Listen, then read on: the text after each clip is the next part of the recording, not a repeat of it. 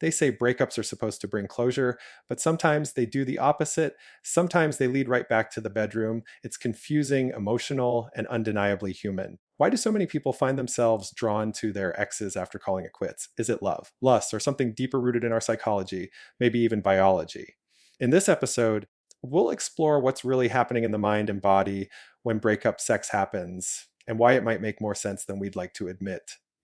It's fascinating how something that's supposed to end love, connection, intimacy sometimes refuses to just end. You'd think a breakup means two people part ways, they grieve, they move on. But that's not always how it plays out. Sometimes, instead of distance, there's this magnetic pull that brings exes right back into each other's arms, even if just for a night. It's confusing, emotional, and yet strangely common. Breakup sex isn't just about lust, about psychology, biology, and the very wiring of our brains when faced with loss. When you go through a breakup, your brain reacts much like it does to physical pain. Studies have shown that emotional rejection lights up the same neural pathways as being burned or cut. That sting in your chest, that ache in your stomach, it's not just metaphorical, it's real. And when we experience that kind of emotional injury, our body wants to soothe it. For some, that soothing comes through comfort food, long talks with friends, or endless scrolling through social media. But for others, it comes through something far more intimate: sex with the very person who caused the pain. Now, why would we do that? Why would we seek closeness from someone we're supposed to detach from? The answer lies in the way our brains respond to both love and loss. Romantic attachment, at its core, is a chemical experience. Oxytocin, dopamine, vasopressin, all those feel good neurochemicals are released during love, touch, and sexual connection. They're the same chemicals that help babies bond with their parents and adults bond with their partners. So when a relationship ends, your brain doesn't just turn off the attachment switch. It still craves those chemicals, that sense of connection. Imagine you've gone weeks or even days feeling the void of that missing person. You've been used to texting them good morning, sharing tiny moments, touching, kissing, existing together. Suddenly that's gone. The brain interprets this absence almost like withdrawal, because in a sense, love really is like a drug. Functional MRI scans of people recently dumped show activity in the same regions of the brain that light up when drug addicts crave their next fix. So when two exes find themselves back in the same room, maybe sharing a drink or rehashing old memories, the brain gets a small taste of that drug again. The comfort of familiarity, the scent, the voice, it can all act as a trigger. And before you know it, that emotional chemistry turns into physical chemistry. There's something incredibly human about that moment. It's raw, it's messy, but it's honest. Because at its core, breakup sex isn't just about pleasure, it's about connection. Our species is wired to seek closeness when we're hurting. In times of stress or emotional pain, our bodies release cortisol, the stress hormone. Sex, on the other hand, releases oxytocin and endorphins, nature's natural stress relievers. So, in a way, breakup sex can be the body's misguided attempt to heal itself. It's not logical, but biology doesn't care much for logic. It cares about comfort and survival. But there's another layer to it, a psychological one. After a breakup, our sense of identity can take a hit. We go from being part of back to being an I. That transition can be disorienting. Sex with an ex can momentarily restore that familiar sense of belonging. It's like slipping into an old sweater, comfortable, warm, but maybe not the best fit anymore. It offers temporary relief, but not a lasting solution. Interestingly, not all breakup sex happens for the same reasons. For some, it's an emotional reconnection, an unspoken way of saying, I still care. For others, it's about control. When a breakup leaves one person feeling rejected or powerless, sex can feel like a way to reclaim some of that lost power. It's a paradox. We're trying to move on, yet using the very bond we're trying to escape as a coping mechanism. Research from the University of Kansas found that about 27% of people have engaged in sex with an ex after breaking up, and for some, it even led to reconciliation. But for many others, it simply delayed the emotional recovery process. Those who used breakup sex as a way to find closure often ended up feeling more conflicted afterward. Why? Because sex, especially when there's still emotional attachment, releases oxytocin, the bonding hormone. It makes you feel close, trusting, even in love again. So while your logical mind says, this is over, your body whispers, are you sure? It's also important to remember that our evolutionary wiring plays a part here. For much of human history, being alone wasn't just lonely, it was dangerous. We're social creatures built for connection. So when we lose a partner, our primal instincts kick in to re-establish that bond, even temporarily. It's not weakness, it's survival behavior dressed up in modern emotion. Think about it. Heartbreak triggers fear, anxiety, loneliness, all signals that tell your brain you're in danger of isolation. Sex becomes a quick fix to that alarm, a way to calm the nervous system and re-anchor to something known. It's like emotional CPR, but the tricky part is that while it may calm you temporarily, it can also reignite feelings that complicate the healing process. I once spoke to a woman who said, it wasn't about wanting him back. It was about wanting the version of myself I felt when I was with him. That struck me because so often breakup sex isn't really about the other person. It's about us. It's about our longing to feel desired, understood. Say it's about filling that space that suddenly feels too empty.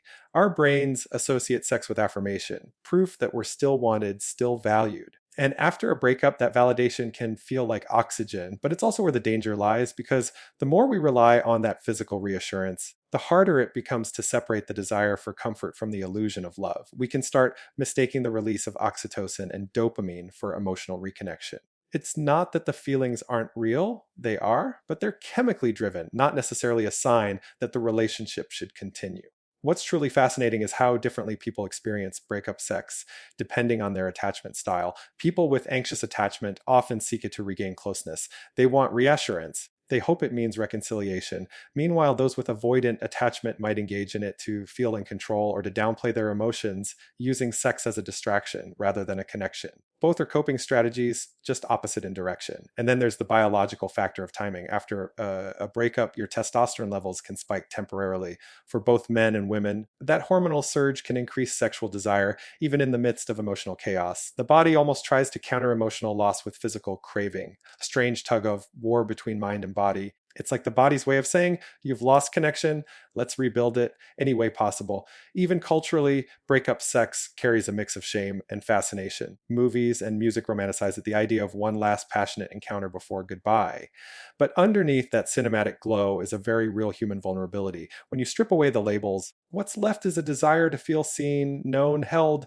We might call it breakup sex, but it's often just a moment of reaching out to say, don't forget me yet. Now, I'm not here to moralize it. Breakup sex isn't inherently good or bad, it's deeply human. It can be healing or it can be destructive. What matters is the intention behind it and the awareness that follows. Some people use it as a conscious farewell, a way to close a chapter with tenderness. Others fall into it without realizing it's reopening wounds that haven't yet scarred over. The experience can vary drastically depending on emotional readiness and clarity. What makes it psychologically powerful is that it's one of the few moments where love, loss, desire, and pain all collide in the same space. It's a snapshot of our complexity as human beings, how we can crave what hurts us, miss what's gone, and still find beauty in the chaos. In a strange way, breakup sex reminds us of our emotional depth. It's the brain's way of saying, I'm not ready to let go completely. But healing often requires letting those chemical cravings pass without feeding them. Just like withdrawal from any addiction, the first step is understanding the urge, where it comes from, and what it's really trying to fix. So the next time someone wonders why people do it, why they go back even when they know it's over, it's worth remembering that it's not always about logic or weakness. It's about being human. It's about a brain wired for attachment, a body wired for comfort, and a heart that doesn't always follow the rules of reason. We are creatures of connection. And sometimes, even in endings, we search for one last moment of togetherness, not because we're foolish, but because in that fragile moment, we remember what it felt like to belong. That's the psychology of breakup sex. It's not just about desire, it's about the mind's attempt to mend what's broken, even if for a fleeting moment, it's through the very person who broke it.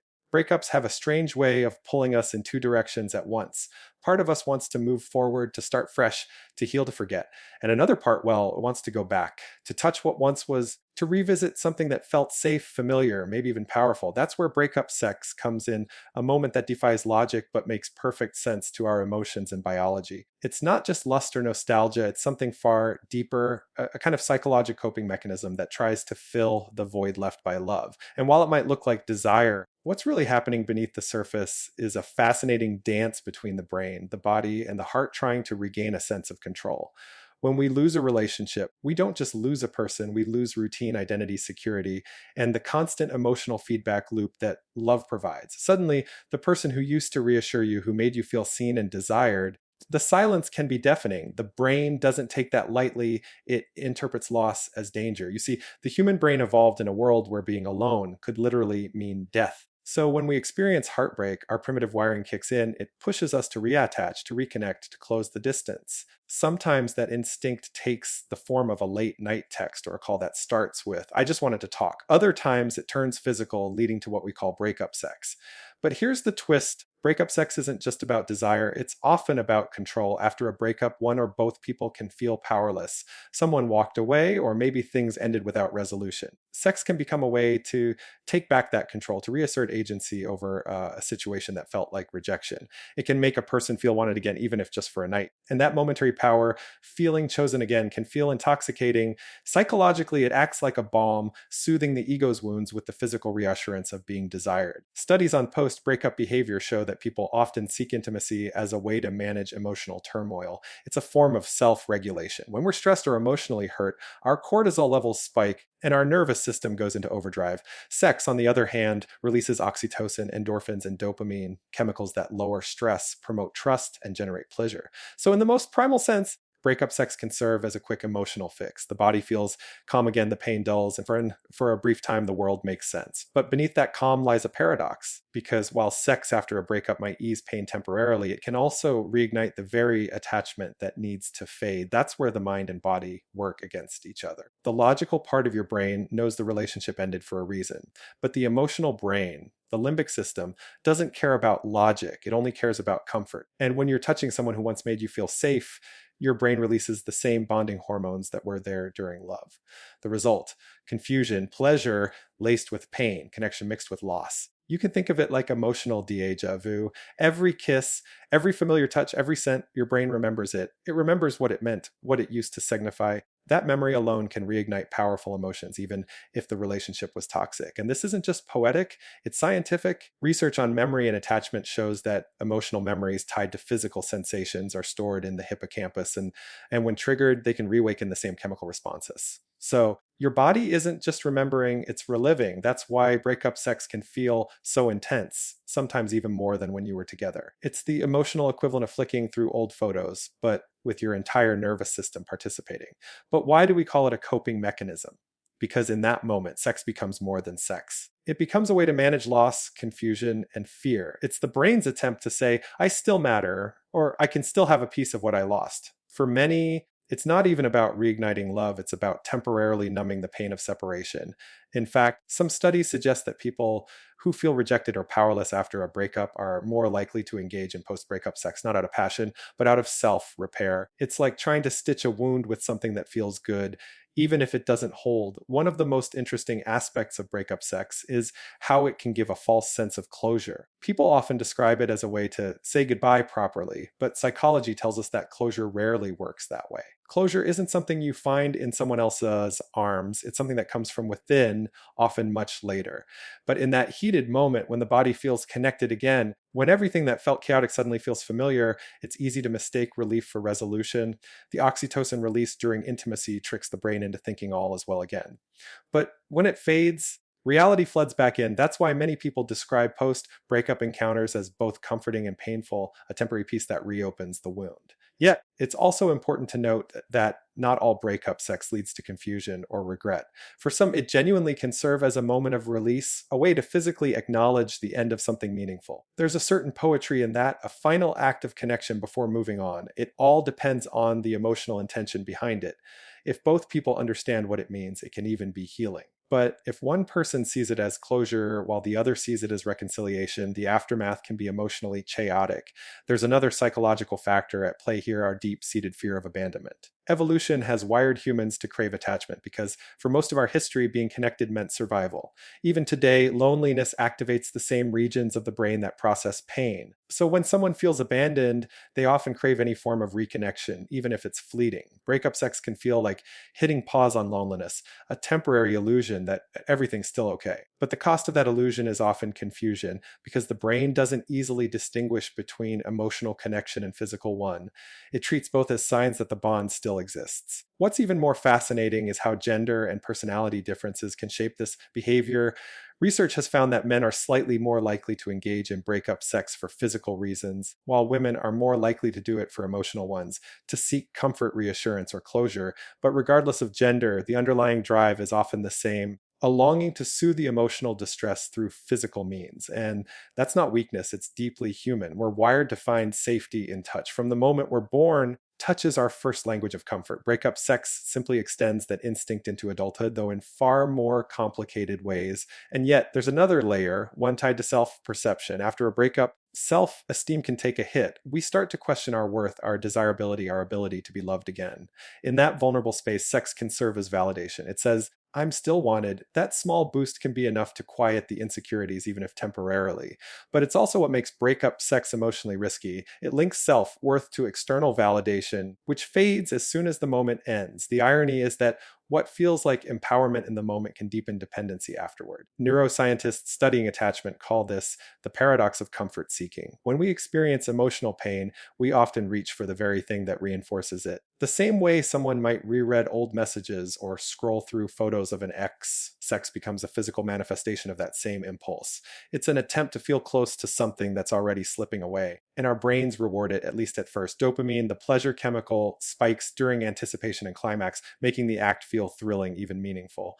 But dopamine is a short-lived chemical. Once it drops, we're left with the emptiness that drove us there in the first place, sometimes even amplified. Maybe that's what makes breakup sex so powerful and so human. It exists in that space between what we want and what we need, between pain and pleasure. It's the body's way of saying, I'm still alive, even when the heart feels broken. And in that sense, it's not about morality or judgment. It's about understanding why we do what we do when we're hurting, understanding that our need for touch, for connection, for closure all stem from the same human desire to feel safe again. Sometimes we convince ourselves that a final physical connection will help us let go. And occasionally it does, but more often it reminds us of what we're losing, forcing us to confront the truth that healing doesn't happen in familiar arms. It happens when we can finally sit with the absence and still feel whole. I've often said that love and loss are two sides of the same coin, and breakup sex sits right in the middle of that coin. Half memory, half hope. It's a negotiation between the mind and the body, a silent conversation that says, maybe just one more time, even when we already know the answer. And maybe that's okay, because every act of intimacy, even in endings, teaches us something about who we are, what we crave, and what we're willing to reach for in the dark. Breakup sex is messy, emotional, deeply human, and ultimately, it's a reminder that our search for comfort doesn't end just because a relationship does. It's our way of finding warmth in the ashes of something that once burned bright, a temporary shelter for a heart still learning how to let go. That's the truth behind it. It's not about weakness or recklessness. It's about the psychology of coping, the biology of bonding, and the quiet ache of wanting to feel connected again, even when we know it's time to say goodbye.